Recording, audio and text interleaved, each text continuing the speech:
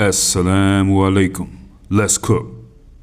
Okay, people, here's a serious situation out of Kansas City. This is unfair.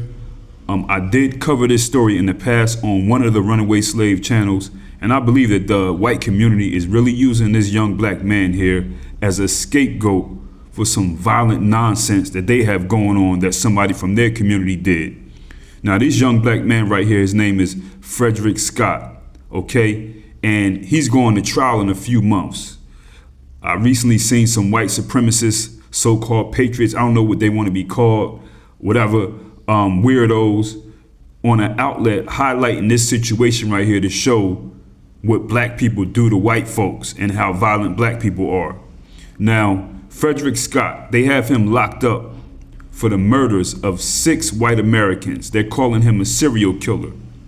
According to these authorities in Kansas City, Missouri, this young black man right here, Frederick Scott, murdered 5 white men and 1 white woman. All of these murders happened between the year of 2016 and 2017 on a place called Indian Creek Trail. They call this the Indian Creek Trail killings because their bodies were found on this trail, okay? Now, Frederick Scott, he was arrested in 2017. It was some issues with his mental health or whatever. They didn't know whether he was going to be competent to stand trial. And they have recently said that he is competent. Then they said that he was incompetent. They had various mental health professionals come in.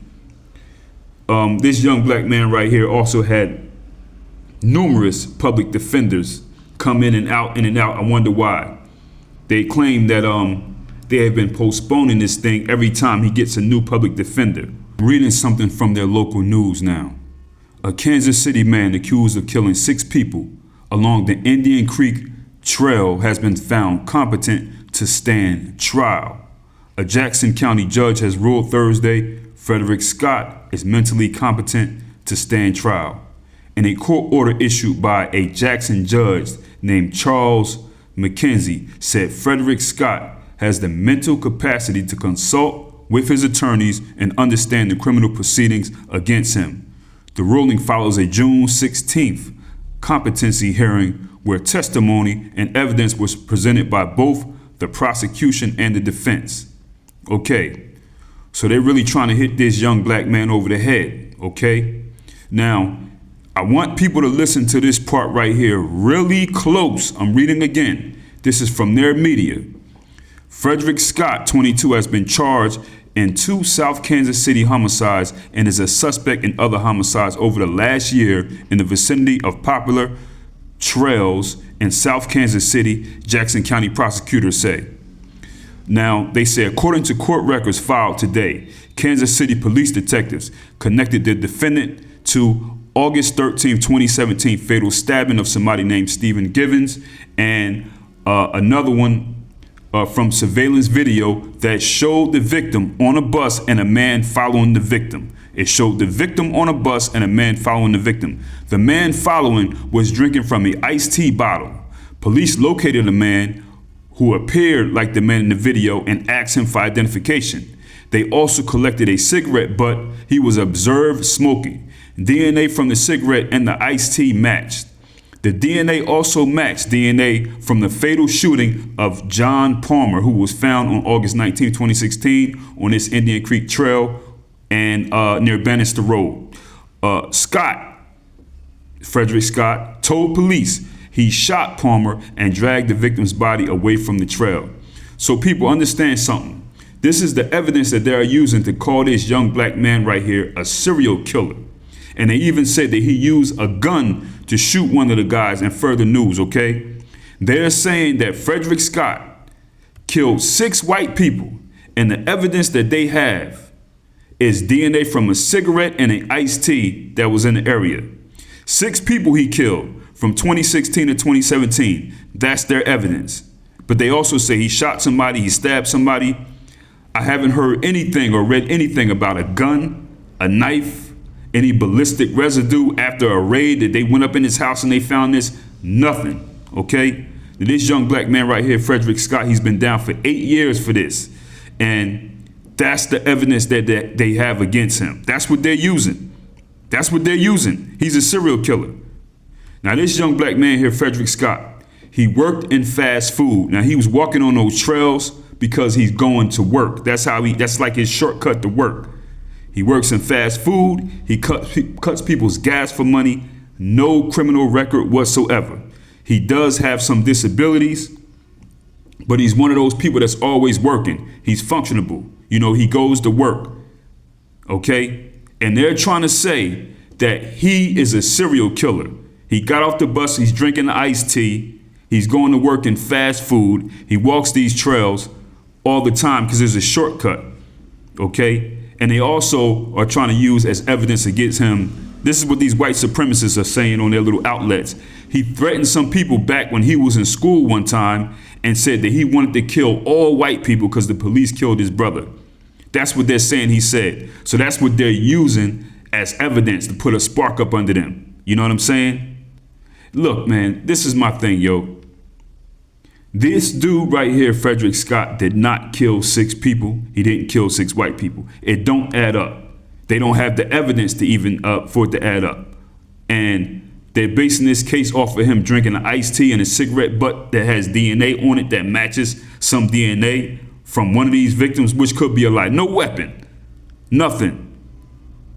They said that they seen him walking on camera off a bus behind one of the men who were killed. That's it, on a camera.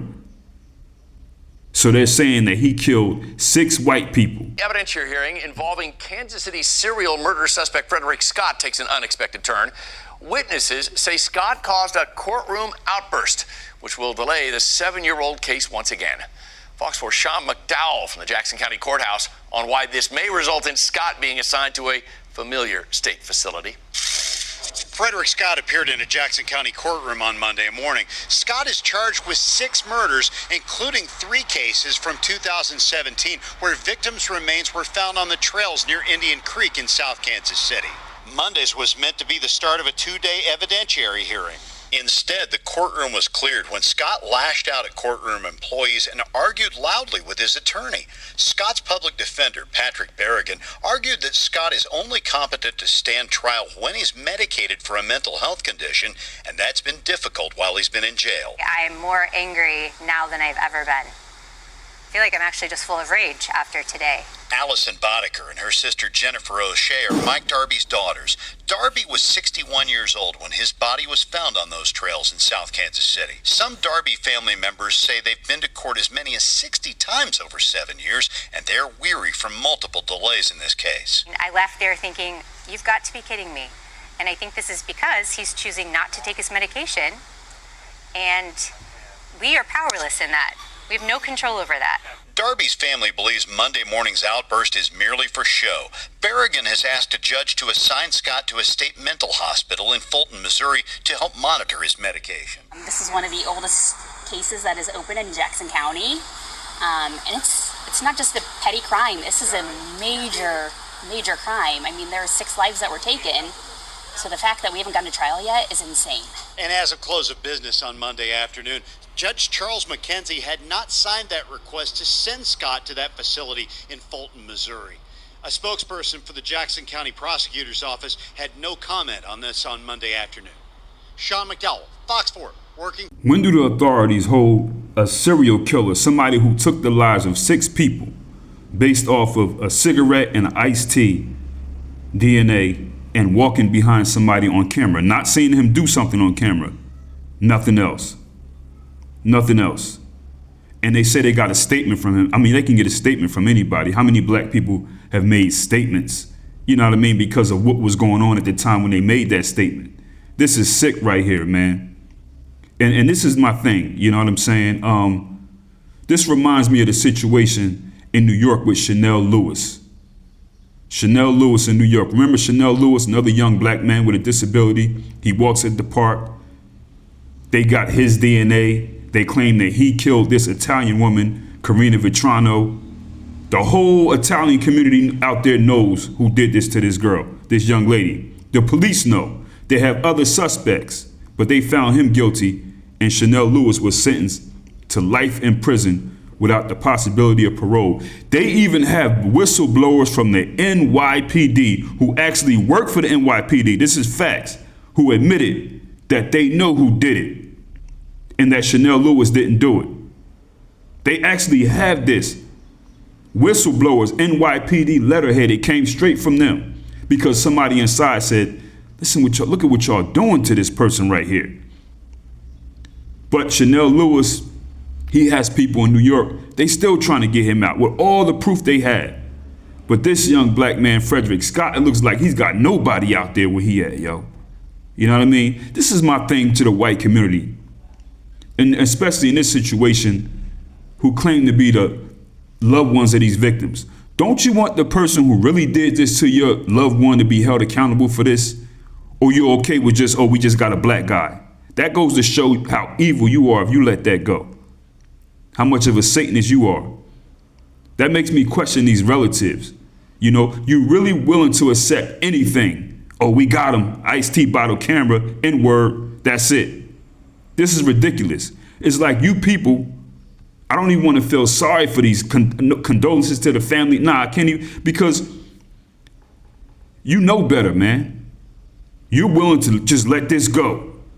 And you say you care about your loved one or whatever, your person who got killed, and you're just going to let this go and say, okay, yeah, we got him. Look at the evidence. That ain't the case. You're not even concerned. And you know what? The American white community has did this throughout history. They will have an issue usually involving somebody, some white man, R-wording or a child or doing that to a woman or killing a white woman, you know, and the family of this white victim, they may not know who did it, or maybe they do, but sometimes they may not know who actually did this to their white peoples, but the men in the community do. The police, the businessmen, the white men with the money, they know who did these type of things to other white people. And what happens is the person who did it may be some disgusting nut who's from a white family who's connected to the sheriff or the mayor, or some white family who still got a lot of money from chattel slavery or sharecropping and then things like that. So what they do is they go hurry up and get a black victim, lock him up, make sure they mob up, go down to the local jail, the county jail, pull the black man out before he could say anything before trial, and the whole white community is there, cheering it on. The way they see it, they're okay with that, long as there's a black person. And the people who know, they're like, okay, we got to cover this up for little Johnny. You know what I'm saying? We know what he did to that 7 or 8 year old girl, that woman. So in order to cover it up, we're going to be good with just going out and getting a random black man. Don't look any further. And that's what satisfies them. And the real killer goes on. This is what happened to a black man by the name of Lynch Shaw. Lynch Shaw, I did a few videos on Lynch Shaw on one of the runaway slave channels. Black farmer in Georgia in the year 1936. Very successful and respected man. They say Lynch Shaw assaulted 2 white girls. They went and snatched this man up, right? Took him to the jail. Then the mob came down and they came and pulled him out, did him dirty. They have pictures all over the net. All over the net of this right here. They're around and just happy to be satisfied with that. Something happened to someone, but they wanted his land. They wanted this black man's land. He was a successful man. 1936 people, not that long ago. There are actually people who are alive right now who were on earth when this happened. This is what they always did. This is Satanism right here. They know this Frederick Scott did not kill 6 white people. They have no proof, but they figure, oh, we got somebody. They know who did it though. A serial killer from their community who somebody's protecting. Disgusting, man. Easy.